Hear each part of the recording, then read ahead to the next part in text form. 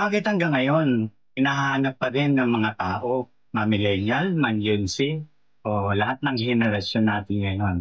Talagang hinahanap ang luto ni Lola na pansit malabon. Ang ginawa ko sa pansit malabon ni Mang Delphine na gawa sa Valenzuela ay dinagdagan ko ito ng sahog na crab stick para makompleto yung seafood na nakalagay sa pansit malabon. Pansit malabon ni Mang Delphine, tara po, tikman natin.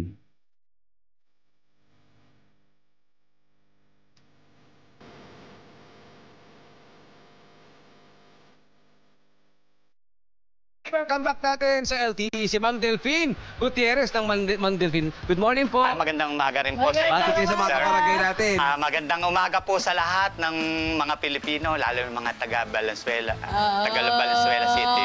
Tapos, siya po ay kilala bilang nagluluto rin ng putong pulo. Diba? Sa kanila din po yun. Sa amin po yan. Yes. Fourth generation na po ako sa paggawa ng putong pulo. Oo. Ayan. At ngayon, ang ipatitikim naman niya sa atin ay ang kanyang Pamosong. pagsik. Oo, masarsa. Na! Pinagkakapitagang. At sa pansit luglog po ito, no? Pansit luglog ano? talaga sa Tagalog. Kapag ito'y natikman nyo, kapag ito'y nakita nyo, tatikman nyo na naman, talaga naman. Sasabihin niyo talagang nasa na numero 1 na siya sa listahan mo ng pansit luglog. Masarsa, lahat ng Ang gusto sarap. mong linamnam ng panluglog naroon. Ayan na. Wow!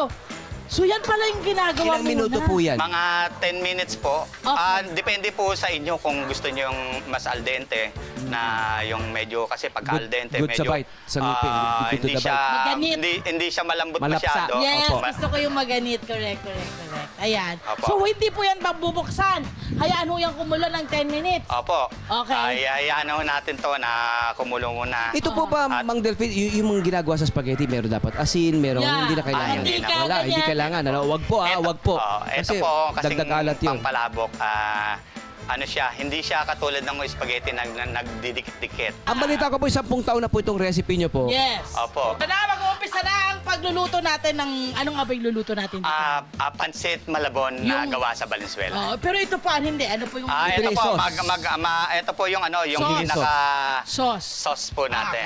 Okay. Ayan. Anong kailangan nyo? Kailangan po natin ng ano, ng mantika. Okay, mantika. Yun. Ayun.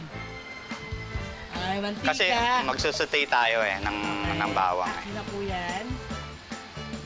Saktong init na mantika lang ito. Oo. Ito ay habang hinihintay natin mapakulo, lumambot itong ating noodles. Ano po? Ayan. Op. Yeah. Ayan na nga. Sabi ko nga. Ayan. Susunod po dyan ay Bawang. Susunod natin yung bawang. bawang. Basta ingatan nyo lang po, pagka yung magsusutay kayo ng bawang, ingatan nyo po sa apoy. Opo, wag masunog kasi ayaw natin may mapait na lasa. Ano po? Yan po. Susunod Ayan, po bilis dyan nga ay... maluto. Ano? Opo. Ayan, tamang ano lang. Kailangan Ano? mo bang ano yan? Golden Hindi brown? tostado. Opo. Gino-golden brown po Opo. natin yan. Hanggang Huwag maging ng tostado. gano'n na po Actually siya. po, ito po yung magiging Ayan. itsura niyan. Ayan Opo. siya. Tostado Yan, nga opo. pala. Oo nga. Kasi ito yung sa ibabaw, ito yung Yes. topping. Okay. I stand corrected. Ituloy niyo lang po yan, Mang Delphine, kasi ang dami kong natututuhan. Nakikita mo, my friend, ang tagal talaga ng proseso. Tagal talaga. Kaya wag natin, kumbaga, tinetake for granted itong Bawang mga pala, ang tagal na lutuin lutuin. natin. Itong mga pagkakataon pinapakita namin sa inyo. Naku po, namin nyo po kasi talagang marami tayong natututuhan. Ang daming tinuturo ng pagluluto. Yes, correct. Di ba? Ng Damihan nyo pagkain. lang ho yung bawang na lalagay nyo. Opo. Kasi po, iyan po yung isa sa nagko-contribute ng lasa. Opo. So, kailangan ganyan ka, ano talaga, tay. ka-brown. Oo. Yun na Gagawin yun. natin. Yan Yan. po, luto na po yung Ayun. ating bawang. Lagay na natin ang bawang. Lagay na po natin dito. Mang Delphine, ang ganda po rito sa lugar niyo. Ngayon po, Susunod niya dyan. Bubuksan na po natin yung noodles. Ito po. Ano Ayan po na. yan? Opo. Ngayon po, Kailangan gagamitan iahon. po natin ito para Opo, kasi hindi tayo tuloy-tuloy siya mapasok. naluluto no? Kasi Opo. mainit siya, no? Kailangan iahon na at mapalamig na. Alam Sakto. muna natin. Wow! Bilis nga, no? Ganda! Iba nga itsura doon sa Oo spaghetti, nga. ano? Kita mo? Iba rin ang quality kapag sun-dried. Oo, parang may konting clear doon sa kanyang, sa kanyang noodle. Ma-amuse ka na sa amoy, ma-amuse pa yung tiyan mo. Oh. Ma-amuse pa yung mata mo. At utak mo, tingnan mo yan, oh. May siyensya din talaga sa pagluluto. Meron, no? Kita May mo. science, no?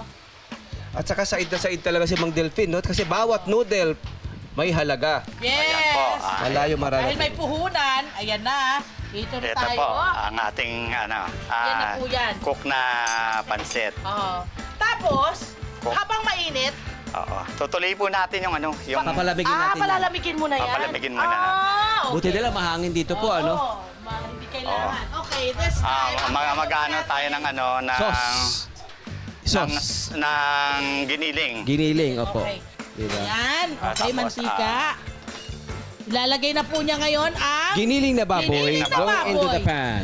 as per Tatay Delfin, kung halimbawa raw po yung ating mga Muslim na mga kabarangay, Apo. gusto raw nila ng walang baboy, my friend, pwede raw silang May ganung option. May pwede po kayo mag-request. Meron po kami mga kapatid natin na Muslim na gusto pong kumain ng palabok. May option na pang... Na pwede po mag-request kayo sa sa store Na namin na non-meat.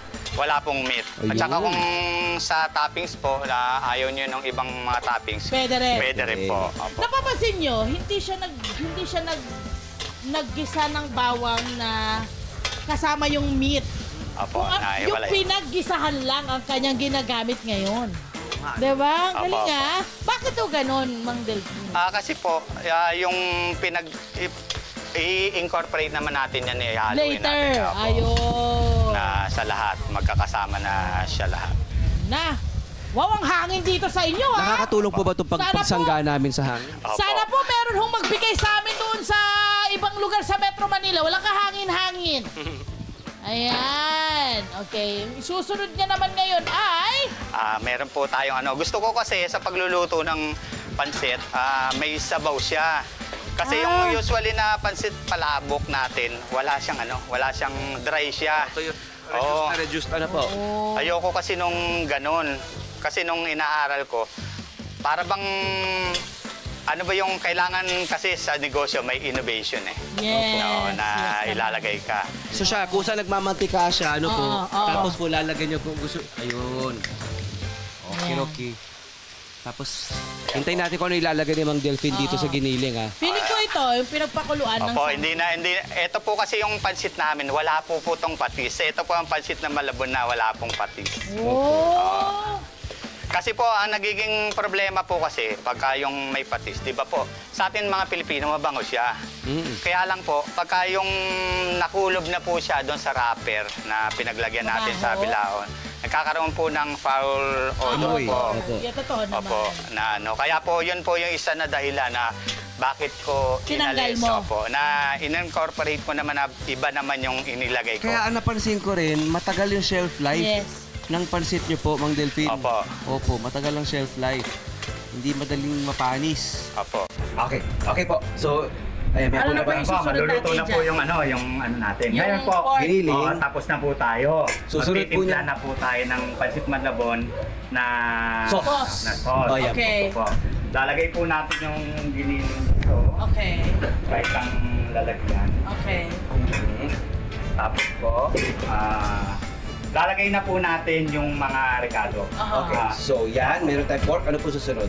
Meron po tayo Yung tinapa. Tinapa. Yung toasted tinapa Hindi. natin. Tinapa. Yan. Tapos meron po tayo. Ito po yung anatosis para po pangulay. Mhm. Doon sa natin. Ganda, sa oh. pansit natin. Tapos lalagyan po natin siya ng paminta. Durog. Tapos lalagyan natin ng bawang na pinurda Basta natin. kanina, Ay, dami. kaya Sarap. pala. Tapos amuyin mo, ma'am. Bango. Sir. Okay na po yan. Sauce Okay pa na po lang. tayo sa sauce. Sauce pa lang. Okay. Mabango na. At Okay. ilalagay natin yung tropic natin. Nalagay na po natin ang lahat ng mga rekado. Aha. Halo-halo. Kasi May kalamansi juice. napapansin ko kasi pagka yung palabo na nilalagyan ng mga buo na mga Kalamansi. kalamansi, yung ibang ano, Sa hindi gapal, may buto. nakakakain. Opo. Saka may buto pa siya. Opo. Kasi ang gusto ng mga tao ngayon, instant na. Ay, oo. Kaya ngayon, Naka-incorporate na. Oo. Dati kasi traditionally pinipiga natin, di ba? Ito, wala na problema. Madali na kainin, easy accessible to eat na. Saka ngayon po Meron ng kalamansi. Infused Ayun! na ang kalamansi. po, makompleto po yung... At pag nakumpleto na yan, ito po ang magiging itsura Pwede na niyan. panghalo Para lang yan. po, kasi syempre talaga, di ba sinasabi namin sa inyo, maproseso po ito. Yun na! Ito na po yung mangyayari dyan. Pagkapos, Ah. ito na po yung pansit. Okay, Mang Sauce. Delphine, bakit po ngayon ito ay masarsa yung talagang masabaw? Ano po ang ating nilalagay dyan? O Ay, pusa po yan kasi nandun Opo, masarsa. ilalagay na po natin tong pansit sauce dito Yun. sa ating... I would think kasi yung liquid dun sa noodles. Yeah! Lalagay na po natin. Gusto ko makita yung may sauce pa eh. Okay na Kasi po ito. kaya, ito nga po yung sinasabi ko na sa inyo Mhm. na gusto ng mga Pilipino Dami nga naman. Ano? yung may sabaw. Yeah! Lalagyan natin ngayon siya. Ng sabaw! Yun! Actually, Grabe, daming proseso. Yan na. At itong sabaw na ito, Mang Delphine, may mga flavor din yan, ano? Mukhang yan masarap. ay ano na, guarded secret na to. Guarded na to. Yes! Diba? Panalo yun ang panalo doon. Saka natin po siya haluin. Oho, ayan. Medyo tumatasik lang po, mama. Okay lang po yan. ho. Kung masarap naman po Appreciate tumatalsik sa amin, okay lang ho yan. Opo. At kung yan ay mahalo na ng husto, eto na po ang magiging itsura niyan. Ayan siya. Na kung saan, lalagyan na po ito ng mga topping. Opo. Okay, paano po ang paglalagay naman ng mga topping na ito? Yung toppings po natin, syempre po, yung Pechay Baguio po yung una natin. Okay po. Ibabalance lang po natin to. Aha. Yung Pechay Baguio. Actually, tama na po ito. Oo. Kasi Ito parang, po, aanohan po natin. yan na, nilalagay niya na lahat. Yung dami po ng Pechay Baguio natin, depende na po sa inyo Kung gaano karami. Kaya lang kailangan po mabalansin natin. Okay. May nag-request mo ba na, Kuya Delphine, pwede bang mas maraming gulay? May ganon? Meron po. Meron naman nagsasabi Pwede na naman. yung iba, Konti yan. ayaw nila ng Gulay. Ayaw nila ng hipon, allergy raw sila. Basta magre-request lang po kayo sa store. Pwede na. Okay. Okay, pagkatapos mailagay yung ating gulay, anong susunod dyan, Tay? Eto na po, yung itlog po natin ating na itlog. itik. May pang-cuchillo tayo. Yan lang po. Depende po sa inyo kung paano po gusto nyo po, bilog. Nasa inyo na po yung kung ano po yung gusto nyo na klase na pagkain. Ang kasunod po natin, lalagyan na po natin siya ng Pusit. hipon. Hipon. Yung Hipon. hipon po, depende na rin po sa inyo kung ilan po yung gusto nyo ilagay. Lalagyan naman natin Contrast. ng contrast na hipon. Yeah. Galing! Ganda. At meron pa pong isang kulang. Ito po yung makikita nyo na wala po sa iba. Kasi po, kita na natin na nagbe-blend na po yung kulay na niya. Ngayon po, pagka nilagyan pa natin ng mas matingkad na pula, Oo, ang ganda nga naman. Grabe! Love Tony Bell.